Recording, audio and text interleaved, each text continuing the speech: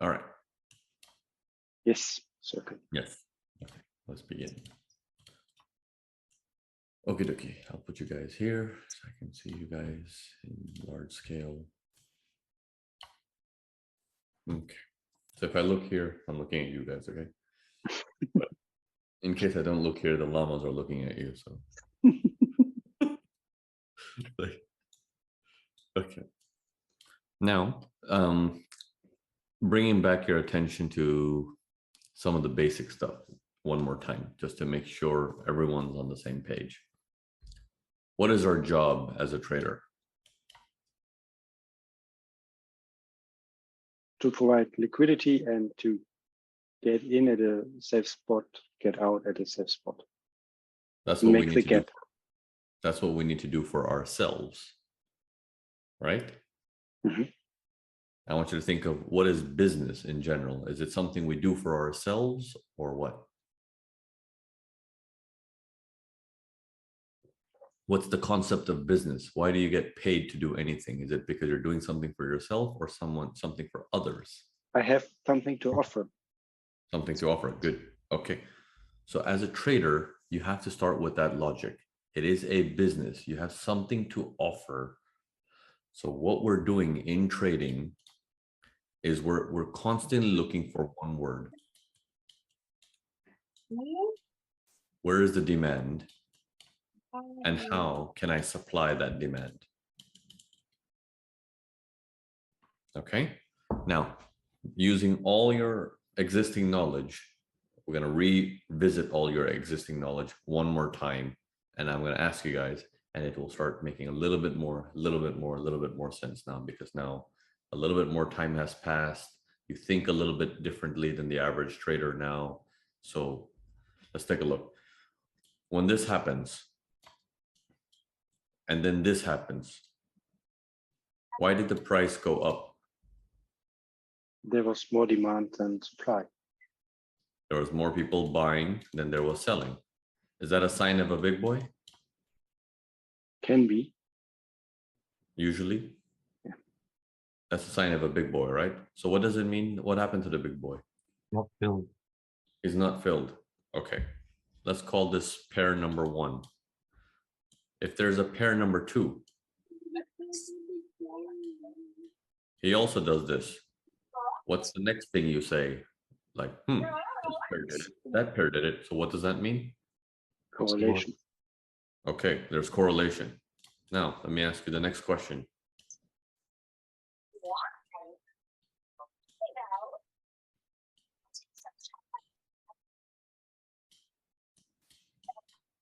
There's correlation now. What's the difference between the left and the right? So on the left, no one got filled. On the right, they have a chance to get filled along the way. And the demand is not that high on the right one. Good. So even though the following pieces are like this,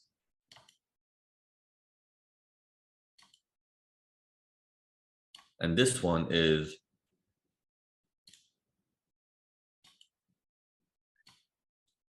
which one looks cleaner? The right one. The right one. Yes. This is where I want you to become smart and be like, the right one is cleaner. But what is the logic? Why do I exist in this market? What is the service I am providing? Am I looking for what I need? Or am I trying to solve a problem? Here we know the orders are missing from the big boy.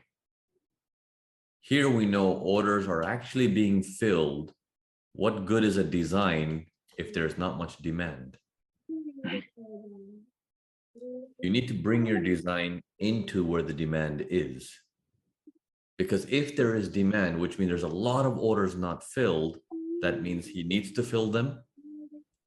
If he needs to fill them and he needs 10,000 pieces, and you say, I can afford 5, and you buy 5, and then it goes up, and then you're like, I can sell it to the big boy. I can sell it back to the big boy, and we say, I bought it for $10. Can you give me $12 per piece?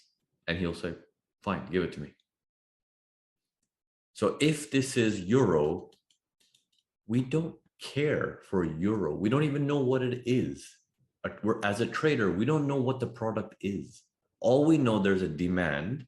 I can get my hands on it and I can give it to him as an assistance of like, you need so much. Let me also go get some for you. Here you go.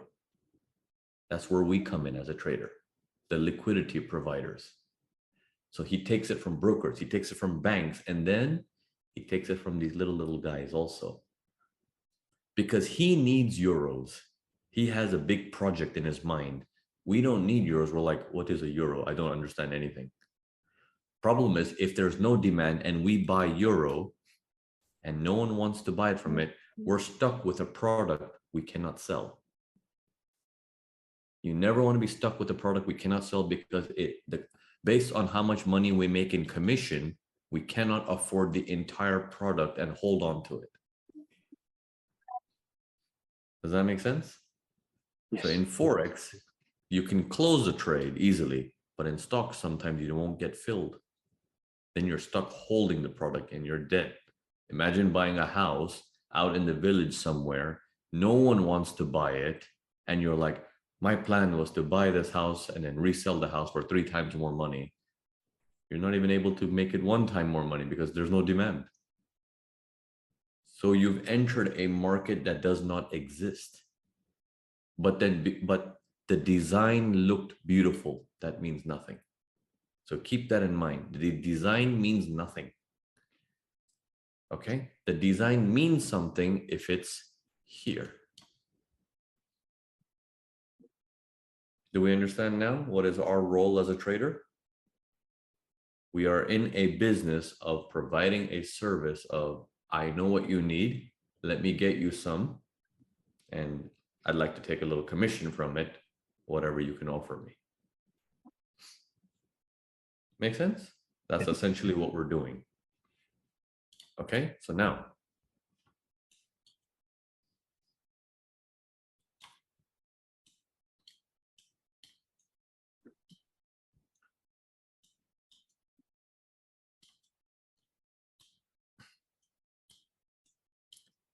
the pop is identical. The distance is identical. Tell me the difference between the left and the right. Bigger range, bigger hold. Bigger hold. So what do you think that means? There's higher demand on the right because I didn't spend that much time there. Not necessarily. Okay. In that case, on the left, it took more money.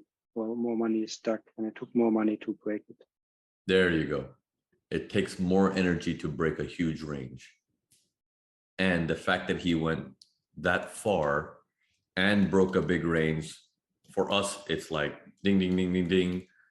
We found the demand. And then we come here and we wait and we're like, come on, I need to get my hands on something. Whether I take it through momentum or whether I take it through pullback into the next day. So far, so good? Yes. Okay. Okay. Another logic that it needs to kick in and establish for you guys, because you guys now understand volume and everything. One more logic that needs to kick in is the idea of the demand of the big boy. Okay. So if the news comes out, NFP, and the news is going to be very, very bad, for example, okay, and you're dealing with Euro USD. What we do as trader is, oh, Euro USD is moving. If I can just get a pullback, I'd buy it. That's all we do. But a big boy doesn't operate like that. A big boy is doing the research. You know, he's doing whatever he needs to do. And then he says, if the number is so-and-so, I know the price right now is $20. It will become 200. He has that in his mind, a target, an objective, an idea based on what the information might be. We don't. We know the current price is 20, but we don't know where it's going. But we can know. So when the market begins to move from $20 and it goes up to 30, you see volume rise.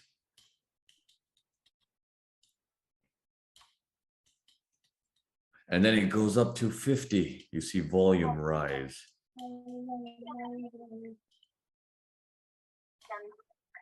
And then it goes up to 170 and you don't see volume rise. Why is the volume not rising now? Price is going up, but where's the volume now? Not enough people are pushing it. It's No. They are less interested in it's not that hot anymore. It's not about that hot anymore.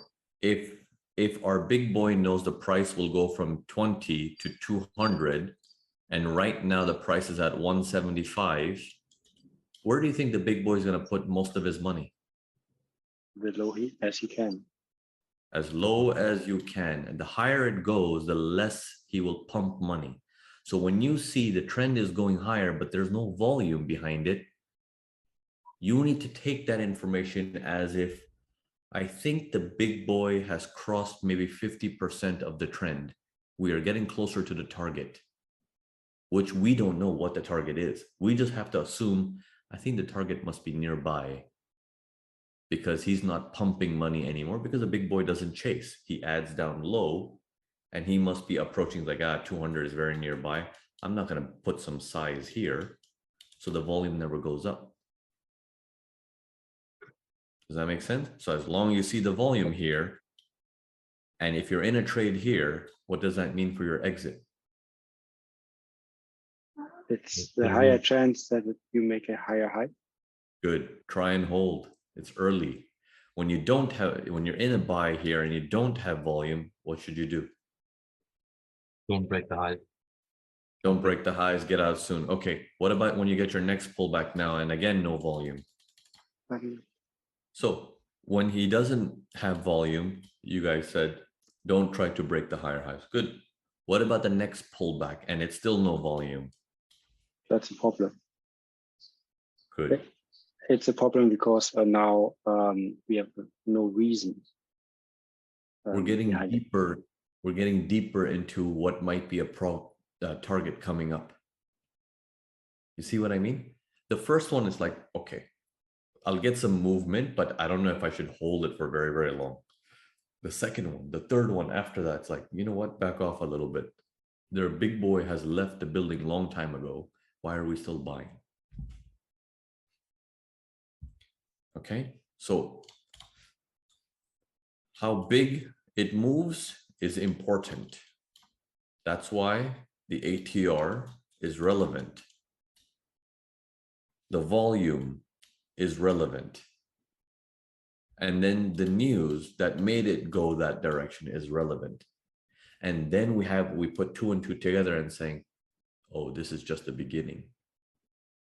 The party has just started. It doesn't mean NFP came out, it moved up, and then it's like this, and we're like, okay, now it's Friday, Saturday, Sunday, come back Monday.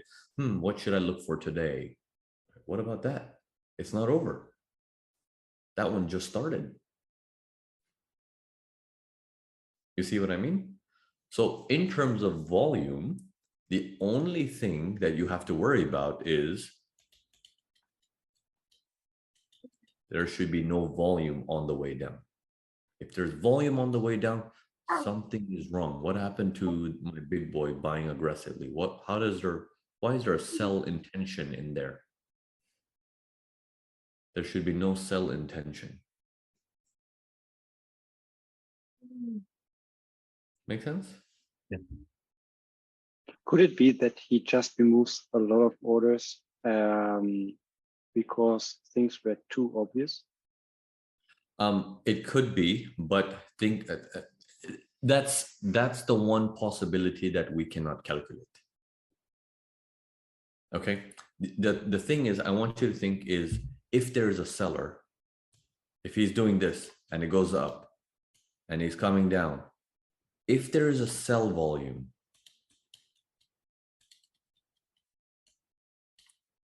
you have to think, why is there a seller if it's gone up so aggressively, why would there be a seller coming in? It makes no sense. But if there is one, maybe the news is wrong. Maybe what we think the news is doing is not correct. It's supposed to go the other way. We have to go on alert of like, why is there volume here? That doesn't make any sense. If there's volume like that, and now it's at the bottom, okay, because it ate it back. But if it doesn't eat it back and it continues to go sideways and down, like, uh-oh, something's wrong. That's when we have to say, I don't think this is a buy anymore. Something's really wrong here. Because no one is supposed to sell in this. If the movement was like this, and then it pulls back and there's a sell volume, okay, because the buy looks weird. There could be a seller. But here, it doesn't make any sense to have a seller after this big up blast. You see what I mean? So that's when if a seller does show up or a volume does show up in the pullback, then it's like, uh-oh, I really hope it's my buyer just extracting some money and not a seller. But now think of the opposite logic. Why is my buyer extracting some money if he is this desperate? That doesn't make any sense. He wants to buy so much that he's extracting money. If the price just slipped away, it's okay. Okay. So you have to think of it this way. The market manipulation is hard to do, especially in a very liquid market. It's very hard to do because that big boy who has the information that if the NFP is bad, the price will go to 200. He's not the only one. There's other banks, other big boys who are also looking at it like that. So if he wants to say, sell his shares, maybe the other banks will say, thanks. And they buy it. Yes. Because they need to fill their orders. Yeah. So no one is going to let go of their shares so easily. Mm-hmm. Yeah, so it's still a big competition. It's still a big competition. What we need to do is say, I understand the demand. I need to join the game. We all need to take 2 to 5 pieces, 20 lots, 50 lots, 500 lots, small chunks that we can afford, and give it to them because they need 10,000 lots, 400,000 lots. Cool. We have 20, 50. Here you go. Give me some money for that. That is our job now. That's why we get paid, because that's the service we provide. Remember I always use the drawings of there's an island here, and you're a man on a boat. You don't care what island A needs. You're like, I'll get it for you. And you go to island B, you buy it at a cheaper price, you bring it to island A, and you say, I'll sell it to you for a little bit more expensive. And you make the commission. But you have to let go of the product because you're on a boat. You don't need the product. Right? If you keep the product, it's like, well, what am I going to do with crops on a boat? You see? Does that logic make sense? Yes. So as a trader, we're just simply providing a service to a larger demand. Now, I call it big boy.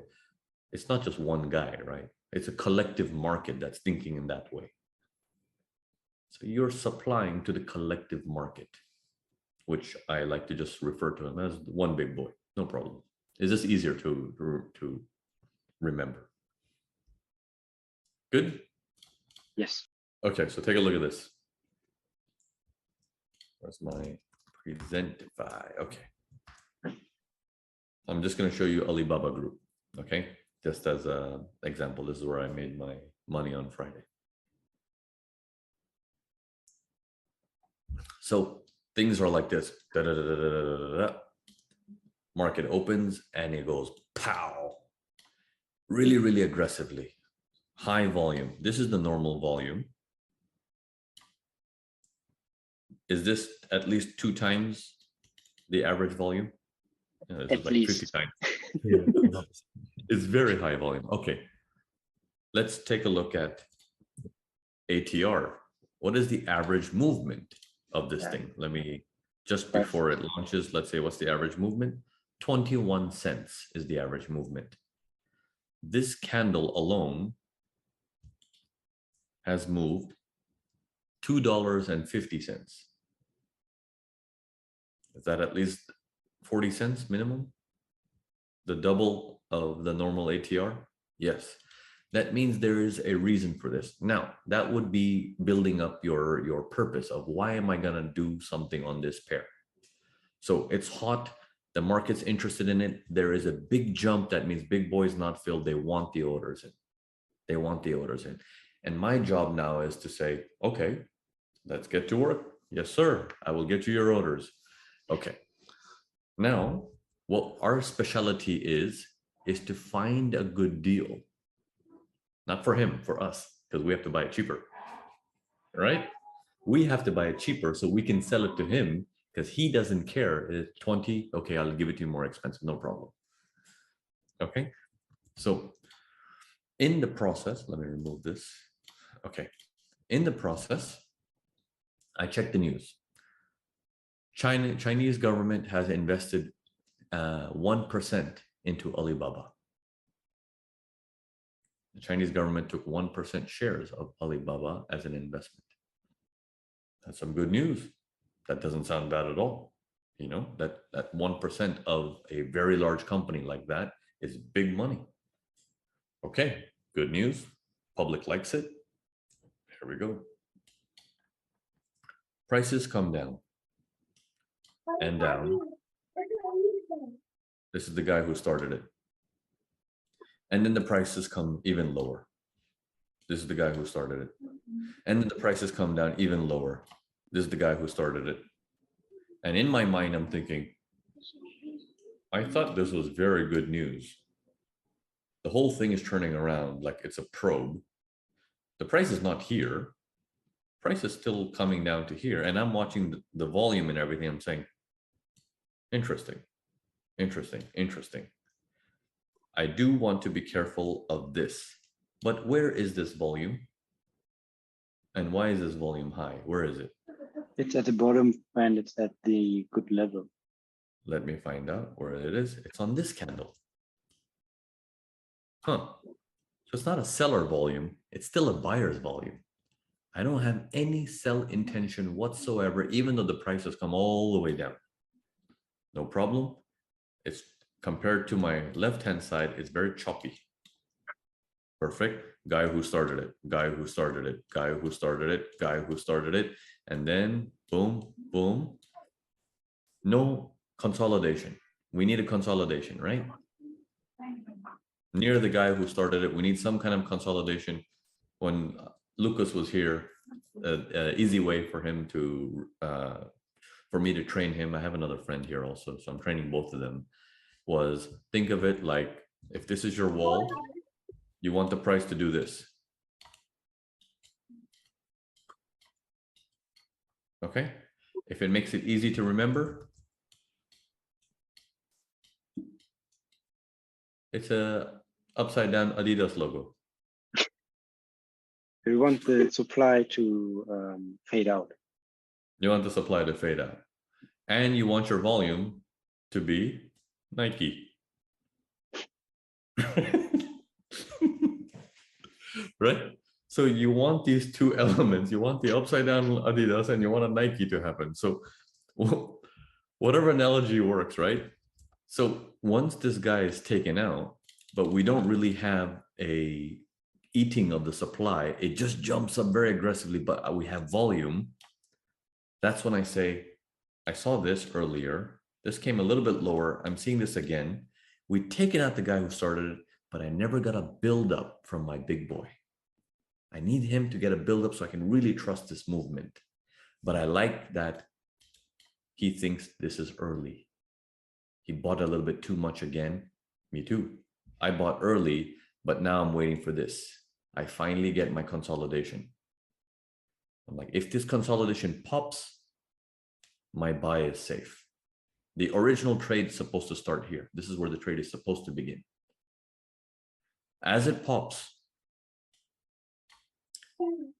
I do have an increase of volume, but not too much. Not too much.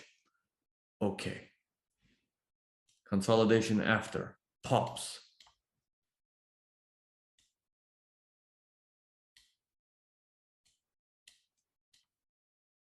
Is this the end?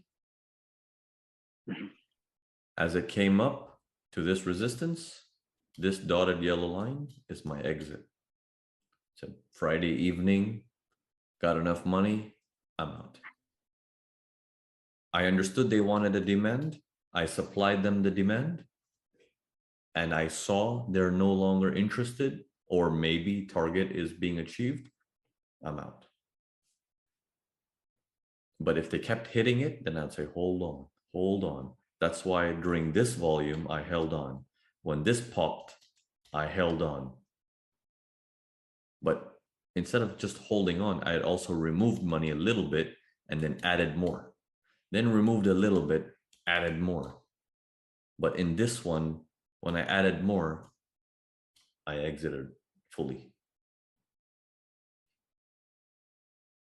So does this help you to understand sizing a little bit? How should I size? How should I exit? Should I hold? Should I not hold? Yes. This will give you a better plan, but the whole objective comes to life of like, what the hell am I even doing? What is my job? That's why I'm like, I'm trying to move you guys away from just looking at it with a pattern of saying, if I see this as set one, set two, or if I see this as primary, secondary, okay, you guys know that now, you're ready, that's fine. But now let's find out, well, should I do BABA? Should I do JP Morgan? Should I do Delta Airlines? Should I do Euro USD? Should I do New Zealand USD? Should I do Bitcoin? Where's the demand? Because I only have cash and all I can do is go where the demand is and play the game so I can make the cash bigger. But I'm not interested in Alibaba. I'm not interested in Delta Airlines, Bitcoin, or Euro USD. I don't want it. You see what I mean? So our job is to take from one side and give it to the other side and make a little commission. Hence, we are a trader. Only difference is we don't need to go from one island to the other. We can do it electronically 200 times a day fast. Make sense? Yes. Okay. Now, very quickly, let me go into Brown Bear. Okay. Euro USD, the one you guys traded. Similar concepts as it came down. So this buy had some nice 1 minute trades in it, which you caught. So nicely done there. That was a very excellent catch. I was there with Lucas and my other student, my other friend who was watching it. I was training them and Lucas was like, this is a buy. And then I was getting messages on the prop side. I'm like, yeah, exactly like this. Tony bought it. Okay, so there was a nice buy in there. And I kept saying, hold on, hold on, hold on, because it was very good volume. And compared to Aussie USD, New Zealand USD, and all the other ones, what caught my attention is this. During the NFP, it broke this massive, massive range during the NFP. And then we were doing this next. Wait, was it that one, right? We did? I think, yes. Yeah, it was this one here. So we were breaking another big range. So it was adding on to the NFP news and stuff like that. I'm like, okay, they keep going. Good, keep going. Right? So there's more power in Euro USD when you look at it from all the other USD pairs. Okay, so I go down to the 5, take you guys down to, where is it? There.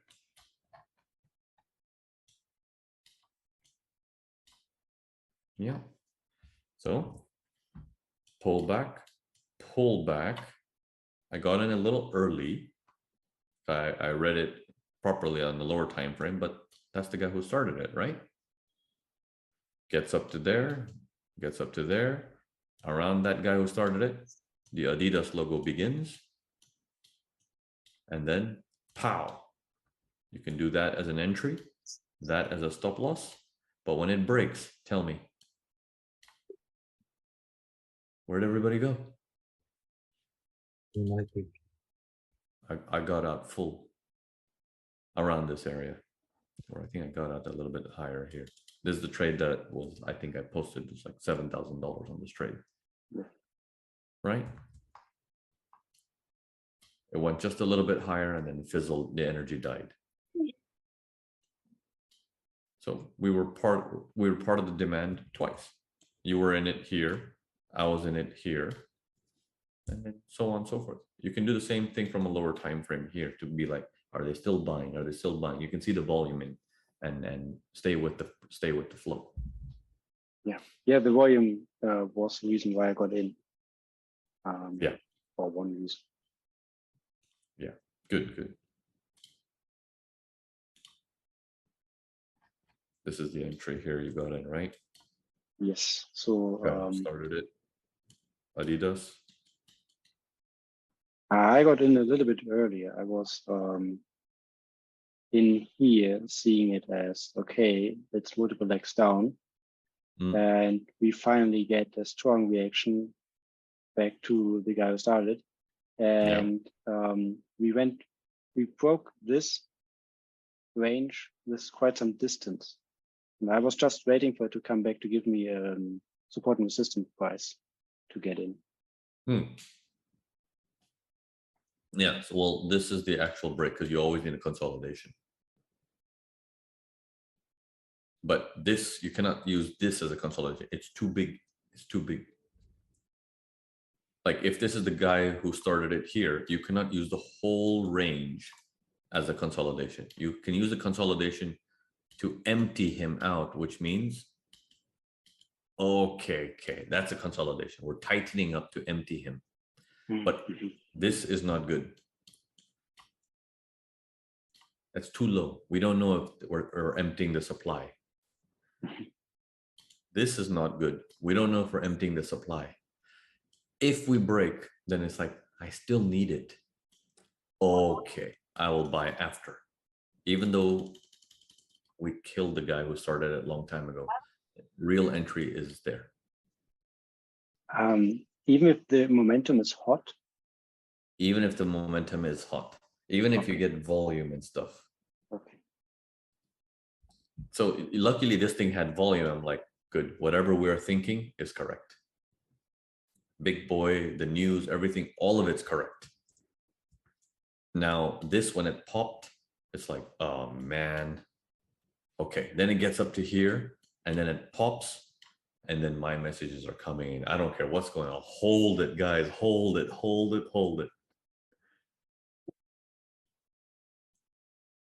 Right?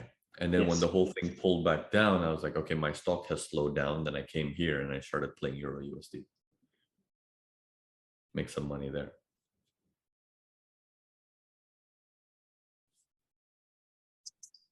Make sense? Yes. Okie dokie. So this is the part that I just wanted to quickly train you guys on. I think we might disconnect. Might disconnect. We can just open it up for a quick 2-minute chat and then we can end it. So yeah, you'll start open one more room, Tony?